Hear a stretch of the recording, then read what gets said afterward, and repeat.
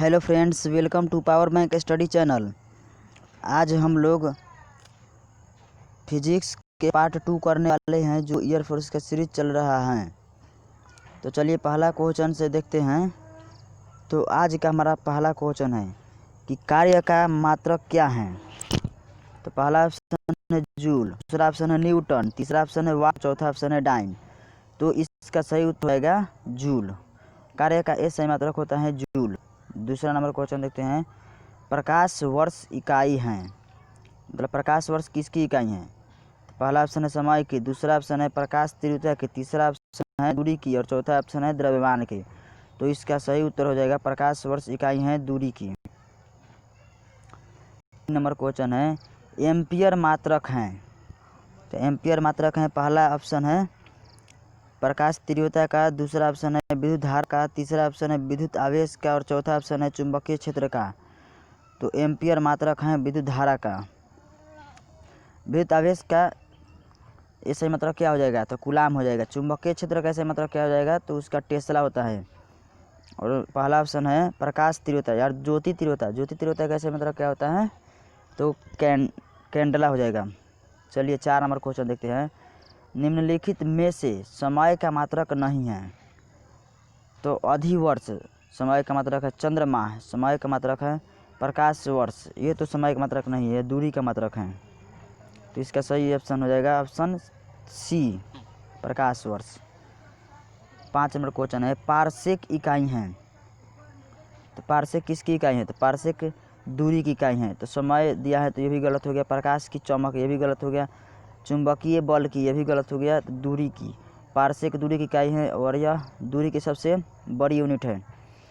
6 number question है pascal इकाई है। तो पास्कल किसकी इकाई है। पहला ऑप्शन है आर्द्रता की, दूसरा ऑप्शन है वर्षा की, तीसरा ऑप्शन है दाब की और चौथा ऑप्शन है तापमान की। तो पास्कल दाब की इकाई है। चलिए 7 नंबर क्वेश्चन देखते हैं। कैंडिला मात्रक हैं। कैंडिला किसकी मात्रक है, तो कैंडिला ज्योति तीव्रता की मात्रक है। और ज्योति फ्लक्स कैसे मात्रक क्या होगा, तो ज्योति फ्लक्स कैसे मात्रक हो जाएगा ल्यूमेन। 8 नंबर क्वेश्चन देखते हैं। निम्नलिखित युग्मों में से किन भौतिक राशियों के समान विमीय सूत्र नहीं है। तो बल एवं दाब, पहला ही ऑप्शन सही हो जाएगा। बल एवं दाब का समान विमीय सूत्र नहीं है। कार्य एवं ऊर्जा के समान विमीय सूत्र हैं, क्योंकि कार्य का भी बीमा होता है ml² t के पावर -2 और ऊर्जा का भी होता है ml² t के पावर -2। आवेग एवं संवेग, आवेग और संवेग का भी विमीय सूत्र समान होता है, क्योंकि आवेग का विमीय सूत्र होता है, आवेग का फॉर्मूला होता है बल गुने समय। तो इसका देखिए निकाल कर देख लेते हैं। तो आवेग इम्पल्स बराबर बल गुने समय, तो F गुने T। तो F का बीमा क्या होगा ml t के पावर -2 गुने T। तो इसका विमीय सूत्र हो जाएगा ml t के पावर -1। और संवेग का भी बीमा होता है ml t के पावर -1 होता है, तो इसका भी समान हो गया। चलिए अगला देखते हैं। भार एवं बल के, तो भार और बल के दोनों के विमीय सूत्र समान होती हैं। भार का विमीय सूत्र कैसे समान होते हैं, भार को r से डिनोट करते हैं, तो r बराबर mg। तो m द्रव्यमान है, तो द्रव्यमान का विमीय सूत्र m हो जाएगा। g त्वरण है, त्वरण का विमीय सूत्र क्या हो जाएगा l t के पावर -2। ये बल का बीमा हो जाएगा। और बल का बीमा निकालते हैं, इसका ये निकाल दिए हैं। तो F बराबर बल बराबर द्रव्यमान गुने त्वरण, द्रव्यमान को m से डिनोट करते हैं। त्वरण का विमीय सूत्र क्या होता है l t के पावर -2। तो ये दोनों का विमीय सूत्र समान है, लेकिन यहाँ पर जो दिया है बल एवं दाब, इसका विमीय सूत्र अलग अलग हैं। देखिए क्वेश्चन क्या दिया है, निम्नलिखित युग्मों में से किन भौतिक राशियों के समान विमीय सूत्र नहीं है। तो समान विमीय सूत्र नहीं है, तो समान विमीय सूत्र नहीं होगा बल एवं दाब का। ये भी देख लेते हैं कैसे नहीं है। तो F का तो निकाले थे विमीय सूत्र, क्या निकाले थे ml t के पावर -2। और दाब का निकालते हैं प्रेशर बराबर फोर्स अपॉन एरिया। तो फोर्स का विमीय सूत्र क्या लिखे हैं ml t के पावर -2 और एरिया का विमीय सूत्र क्या लिखा है l²। तो इसका काट कूट कर विमीय सूत्र क्या आएगा, तो m l के पावर -1 t के पावर -2 यही आया है। तो देखिए दोनों डिफरेंस हैं, एम एल टी के पावर -2 और एम एल इनवर्स टी के पावर -2 दोनों डिफरेंस हैं, तो इसीलिए यही इसका सही उत्तर हो जाएगा। चलिए 9 नंबर क्वेश्चन देखते हैं।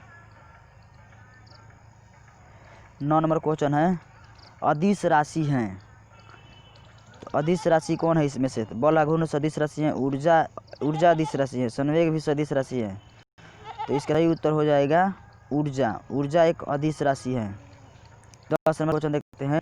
पदार्थ के संवेग और वेग के अनुपात से कौन सी भौतिक राशि प्राप्त होती है? तो पदार्थ के संवेग का फॉर्मूला क्या होता है? संवेग को पी से डिनोट करते हैं। तो पी बराबर संवेग द्रव्यमान गुने वेग होता है, तो एम गुने भी और वेग बटा भी। तो वेग का वेग लिख देते हैं, तो वेग कैंसिल हो गया, तो बचा क्या? एम मतलब द्रव्यमान। तो इसका सही उत्तर हो जाएगा द्रव्यमान। तो देखिए 10 नंबर का द्रव्यमान कहाँ दिया है देखते हैं। तो 3 में द्रव्यमान दिया है, तो द्रव्यमान इसका सही उत्तर हो जाएगा। 11 नंबर क्वेश्चन है शून्य में स्वतंत्र रूप से गिरने वाली वस्तुओं की का ये ऑप्शन देखते हैं। ए में समान गति होती है, बी में समान वेग होता है, सी में समान बल होता है और डी में समान त्वरण होता है। तो जब शून्य में स्वतंत्र रूप से कोई वस्तु गिरती है तो उसका समान क्या होता है? त्वरण होता है। 4 नंबर इसका सही उत्तर हो जाएगा। दोस्तों देखिए इसमें जब सही उत्तर होगा तो हरा होगा और जो गलत होगा उसमें लाल हो जाएगा। जैसे इसमें हम गलत टिक करेंगे। 12 नंबर क्वेश्चन है रॉकेट डैश के सिद्धांत पर कार्य करता है। तो रॉकेट हम जानते हैं कि संवेग संरक्षण के सिद्धांत पर कार्य करता है, लेकिन इसमें हम क्लिक करते हैं 2 नंबर ऊर्जा संरक्षण। देखिए लाल हो गया, रेड हो गया। देखिए ये भी गलत है, तो ये भी रेड हो गया। ये भी योगाड्रो परिकल्पना, ये भी रेड हो गया, ये भी गलत है। तो इसका सही उत्तर हो जाएगा संवेग संरक्षण, ये ग्रीन हो गया। चलिए अगला क्वेश्चन देखते हैं। 13 नंबर अश्व यदि एकाएक चलना प्रारंभ कर दे तो अश्वारोही के गिरने की आशंका का कारण है। तो अश्व यदि एकाएक चलना प्रारंभ कर दे तो इसका विश्राम जड़त्व आंसर हो जाएगा। ऑप्शन 2 इसका सही उत्तर हो जाएगा। बल का गुणनफल है। तो बल का फॉर्मूला क्या होता है? बल बराबर द्रव्यमान गुने त्वरण। तो ऑप्शन ए सही उत्तर नहीं होगा, द्रव्यमान और वेग दिया है। भार और वेग दिया है, दूसरा का ऑप्शन ये भी गलत हो गया। भार और त्वरण ये भी गलत हो गया। और 4 नंबर में है द्रव्यमान और त्वरण, तो ये सही हो जाएगा। 4 नंबर ऑप्शन सही हो जाएगा। बल का गुणनफल है द्रव्यमान और त्वरण, और द्रव्यमान और भार दोनों अलग अलग होता है। मतलब कि द्रव्यमान और भार को दोनों को एक जैसा मत समझिएगा। भार का मतलब हो गया बल और द्रव्यमान का हो गया मास। चलिए 15 नंबर क्वेश्चन देखते हैं। किसी मनुष्य का भार पृथ्वी पर यदि 600 न्यूटन है तब चंद्रमा पर उसका भार कितना होगा? चंद्रमा पर उसका भार 100 न्यूटन हो जाएगा, क्योंकि पृथ्वी पर के द्रव्यमान से चंद्रमा का द्रव्यमान 1/6 गुना होता है। अगर जे पृथ्वी पर 6 किलो कोई वस्तु है तो 1/6 उसका हो जाएगा 1 kg। तो चंद्रमा पर उसका भार हो जाएगा 1 kg। चलिए 16 नंबर क्वेश्चन देखते हैं। पृथ्वी की सतह पर किसी पिंड का भार 29.4 न्यूटन है, उसका द्रव्यमान कितना है? पृथ्वी की सतह पर किसी पिंड का भार 29.4 न्यूटन है तो उसका द्रव्यमान कितना हो जाएगा? तो देखते हैं भार का फॉर्मूला क्या होता है। आर बराबर mg। तो आर मतलब भार कितना दिया है 29.4 बराबर mg का वैल्यू कितना होगा 9.8। तो ये जब भाग देंगे इसको इधर से, तो इधर से दशमलव कैंसिल हो गया। इसको जब भाग देंगे तो ये 3 बार में कट जाएगा। तो द्रव्यमान बराबर कितना आया 3 kg। तो इसका सही उत्तर कितना हो जाएगा? 3 kg सही उत्तर हो जाएगा। देखते हैं 3 kg कहाँ है। ऑप्शन 3 में है 3 kg, यही सही उत्तर हो जाएगा। चलिए 17 नंबर क्वेश्चन देखते हैं। चलती हुई बस जब अचानक ब्रेक लगाती है तो उसमें बैठे यात्री आगे की दिशा में गिरते हैं, इसको किसके द्वारा समझाया जा सकता है? इसका सही उत्तर हो जाएगा न्यूटन के पहला नियम। 18 नंबर क्वेश्चन है 1 किलोग्राम राशि का वजन होता है। तो 1 किलोग्राम राशि का वजन होता है 9.8 न्यूटन। 19 नंबर क्वेश्चन है जड़त्वाघूर्ण व कोणीय त्वरण का गुणनफल होता है। ए में है बल, दूसरा में है कार्य, तीसरा में है टार्क और चौथा में कोणीय संवेग। तो जड़त्व व घूर्ण और कोणीय त्वरण का गुणनफल होता है टार्क। सी नंबर इसका सही उत्तर हो जाएगा। 20 नंबर क्वेश्चन है, एक बीकर में पानी पर बर्फ तैर रहा है। जब बर्फ पूर्णतः पिघल जाएगी तो बीकर में पानी का तल बढ़ेगा घटेगा उतना ही रहेगा, या पहले बढ़ेगा बाद में घटेगा? तो इसका सही उत्तर हो जाएगा उतना ही रहेगा। 21 नंबर क्वेश्चन है, कोबाल्ट 60 आमतौर पर विकिरण चिकित्सा में प्रयुक्त होता है क्योंकि यह उत्सर्जित करता है। तो कोबाल्ट 60 क्या उत्सर्जित करता है? तो कोबाल्ट 60 गामा किरणें उत्सर्जित करता है। तो इसका ऑप्शन ए सही उत्तर हो जाएगा। चलिए 22 नंबर क्वेश्चन देखते हैं, नाभिकीय रिएक्टर में निम्नलिखित में से किसे मंदक के रूप में प्रयोग किया जाता है? तो नाभिकीय रिएक्टर में मंदक के रूप में ऑप्शन दिया है, ए में थोरियम, बी में रेडियम को, सी में ग्रेफाइट को और डी में साधारण जल को। तो नाभिकीय रिएक्टर में मंदक के रूप में ग्रेफाइट का प्रयोग किया जाता है, इसीलिए ऑप्शन सी इसका सही उत्तर हो जाएगा। चलिए 23 नंबर क्वेश्चन देखते हैं, परमाणु पाइल का प्रयोग कहाँ होता है? तो परमाणु पाइल का प्रयोग ए ऑप्शन है एक्स किरणों के उत्पादन में, दूसरा ऑप्शन है नाभिकीय विखंडन के प्रचलन में, नाभिकीय संलयन के प्रचलन में, और चौथा ऑप्शन है परमाणु त्वरण में। तो इसका सही उत्तर हो जाएगा नाभिकीय विखंडन के प्रचालन में। परमाणु पाइल का प्रयोग कहाँ होता है? परमाणु पाइल का प्रयोग कहाँ होता है? तो नाभिकीय विखंडन के प्रचालन में। ऑप्शन 2 इसका सही उत्तर हो जाएगा। चलिए 24 नंबर क्वेश्चन देखते हैं, क्यूरी किसकी इकाई का नाम है? तो ऑप्शन ए है तापक्रम, क्योंकि यह उत्सर्जित करता है तापक्रम, ए ऑप्शन हो जाएगा। उस बी नंबर है ऊष्मा हो जाएगा। सी नंबर में रेडियो एक्टिव धर्मिता, और 4 नंबर में दिया है ऊर्जा। तो क्या क्वेश्चन है, क्यूरी किसकी इकाई का नाम है? तो क्यूरी रेडियो एक्टिव धर्मिता की इकाई है। चलिए 25 नंबर क्वेश्चन देखते हैं, रेडियो सक्रिय पदार्थ उत्सर्जित करता है। तो रेडियो सक्रिय पदार्थ अल्फा किरणें पहला में दिया है, दूसरा में दिया है बीटा किरणें, तीसरा में दिया है गामा किरणें और चौथा में दिया है उपयुक्त सभी। तो रेडियो सक्रिय पदार्थ ये तीनों किरणें उत्सर्जित करता है, अल्फा बीटा गामा किरणें, तीनों को एक साथ याद कर लीजिएगा। 26 नंबर क्वेश्चन है, नाभिकीय रिएक्टरों में ऊर्जा उत्पन्न होती है। नाभिकीय रिएक्टरों में ऊर्जा उत्पन्न होती है नियंत्रित संलयन द्वारा, अनियंत्रित संलयन द्वारा, नियंत्रित विखंडन द्वारा। तो नाभिकीय रिएक्टर में विखंडन से उत्पन्न होता है, लेकिन अनियंत्रित विखंडन नहीं होगा, नियंत्रित विखंडन होगा। ध्यान से इसको देखिएगा। 27 नंबर क्वेश्चन है, नाभिकीय रिएक्टर में भारी जल का प्रयोग किस रूप में किया जाता है? तो भारी जल का प्रयोग नाभिकीय रिएक्टर में मंदक के रूप में किया जाता है। तो 27 का ऑप्शन बी सही उत्तर हो जाएगा। चलिए अगर 28 नंबर क्वेश्चन हैं, द्रव्यमान ऊर्जा संबंध किसका निष्कर्ष है? तो द्रव्यमान ऊर्जा संबंध सापेक्षता का विशिष्ट सिद्धांत है। द्रव्यमान ऊर्जा संबंध किसका निष्कर्ष है? तो सापेक्षता का विशिष्ट सिद्धांत, ऑप्शन ए सही उत्तर हो जाएगा। चलिए 29 क्वेश्चन देखते हैं, डायोड वह प्रयुक्ति है जो धारा को, तो डायोड मतलब कि डायोड का गुण क्या है, प्रॉपर्टी? तो डायोड का यही प्रॉपर्टी है कि यह धारा को एक दिशा में प्रवाहित करती है। तो इसका सही उत्तर हो जाएगा ऑप्शन ए में दिया है दोनों दिशा में प्रवाहित होने देती है, ये तो गलत हो गया। ऑप्शन बी में एक ही दिशा में प्रवाहित होने देती हैं, यही सही हो जाएगा। डायोड वह प्रयुक्ति है जो धारा को एक ही दिशा में प्रवाहित करती हैं, ऑप्शन 2 सही हो जाएगा। 30 नंबर क्वेश्चन है, रडार का उपयोग किस लिए किया जाता है? तो 30 का रडार का उपयोग किस लिए किया जाता है? तो ए में है सौर विकिरण का पता लगाने के लिए, बी में है ग्रहों को देखने के लिए, सी में जहाज वायुयान आदि को ढूंढने और मार्ग निर्देश करने के लिए, भूकंप के तीव्रता का पता करने के लिए। 4 नंबर दिया है। तो रडार का उपयोग किस लिए किया जाता है? तो इसका सही उत्तर हो जाएगा जहाज वायुयान आदि को ढूंढने एवं मार्ग का निर्देश करने के लिए। 31 नंबर क्वेश्चन है, त्रिविमीय चित्र निम्न में से किसके द्वारा लिया जाता है? तो ऑप्शन ए में दिया है फोटोग्राफी, बी में दिया है फोटोक्रोमेटिक, 3 में दिया है रेडियोग्राफी, 4 में दिया है होलोग्राफी। तो इसका सही हो जाएगा 4 होलोग्राफी।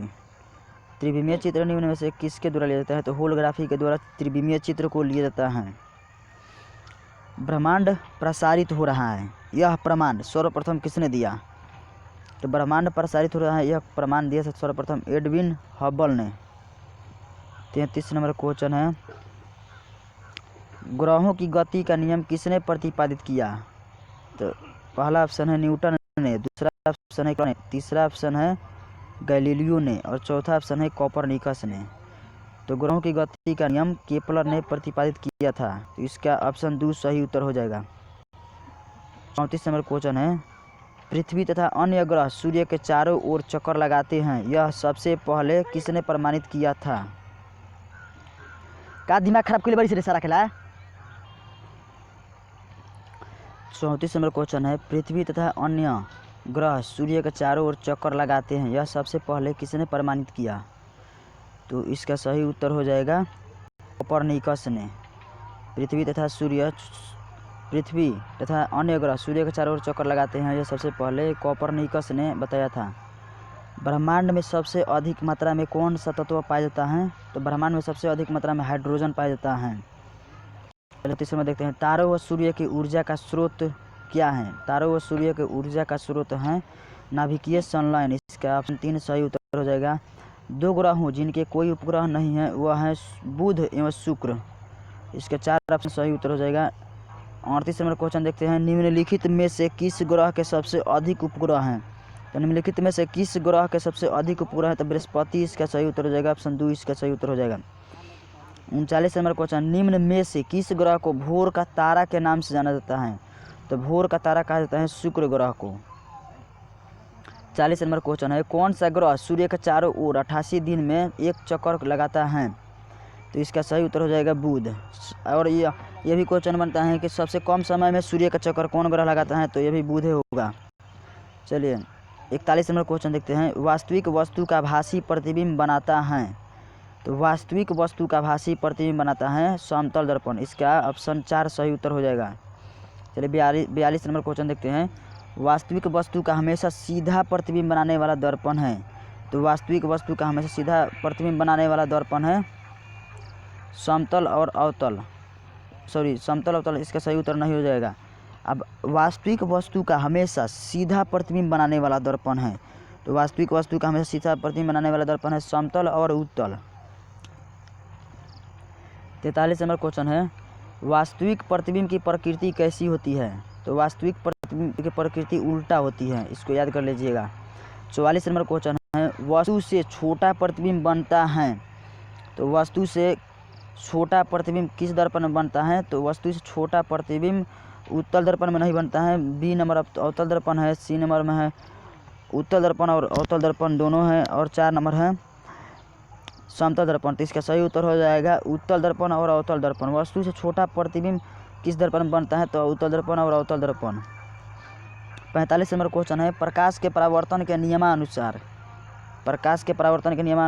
आपतन कोण परावर्तन कोण से बड़ा होता है?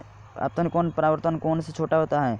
इसका 3 ऑप्शन सही हो जाएगा। आपतन कोण परावर्तन कोण के बराबर होता है प्रकाश के नियमानुसार। ये तो इजी था। 46 नंबर क्वेश्चन है, समतल दर्पण द्वारा बना प्रतिबिंब सदा होता है? तो समतल दर्पण द्वारा बना प्रतिबिंब सदा होता है। ए में दिया है आभासी और उल्टा, बी में दिया है सीधा और आभासी। तो इसका सही उत्तर हो जाएगा, समतल दर्पण द्वारा बना प्रतिबिंब होता है सीधा और आभासी। 47 नंबर क्वेश्चन है, आँख में प्रवेश करने वाले प्रकाश की मात्रा को नियंत्रित कौन करता है? आँख में प्रवेश करने वाले प्रकाश को नियंत्रित करता है परितारिका। इसका सी सही उत्तर हो जाएगा। चलिए 48 नंबर क्वेश्चन देखते हैं, सूर्योदय और सूर्यास्त के समय सूर्य का गोल दिखता है? तो गोल कौन सा भाग देता है? चपटा भाग गोल दिखता है। चलिए 49 नंबर क्वेश्चन देखते हैं, यदि दर्पण में बना प्रतिबिंब हमेशा सीधा आकार में वस्तु के बराबर हो तो दर्पण है? यदि दर्पण में बना प्रतिबिंब हमेशा सीधा आकार में वस्तु के बराबर है तो दर्पण कौन सा है? तो इसका दर्पण हो जाएगा समतल। तो इसका सी ऑप्शन सही उत्तर हो जाएगा। ऑप्शन ए में दिया था अवतल, बी में दिया था उत्तल, जो कि दोनों गलत हैं। और 50 नंबर यह क्वेश्चन इस वीडियो का अंतिम क्वेश्चन है। तो 50 नंबर क्वेश्चन देखते हैं, समतल दर्पण के द्वारा बना प्रतिबिंब होता है? तो ऑप्शन ए में दिया है सीधा, जो कि गलत है। बी में दिया है वास्तविक, यह भी गलत है। समतल दर्पण के द्वारा बना प्रतिबिंब होता है तो इसका सही उत्तर हो जाएगा काल्पनिक। समतल दर्पण द्वारा जो प्रतिबिंब बनता है वह काल्पनिक बनता है। तो इसका ऑप्शन 4 सही उत्तर हो जाएगा। दोस्तों इसी तरह के और भी वीडियो देखने के लिए हमारे चैनल को सब्सक्राइब कीजिएगा और वीडियो पसंद आए तो लाइक कीजिएगा। वीडियो देखने के लिए धन्यवाद। दोस्तों यह वीडियो थोड़ी सी लंबी इसलिए हो गई है क्योंकि हम लोग थोड़ी सी एडिशनल फैक्ट को भी निष्कर्ष करते हुए चलते थे। चलिए अब यहीं पर वीडियो को ख़त्म करते हैं।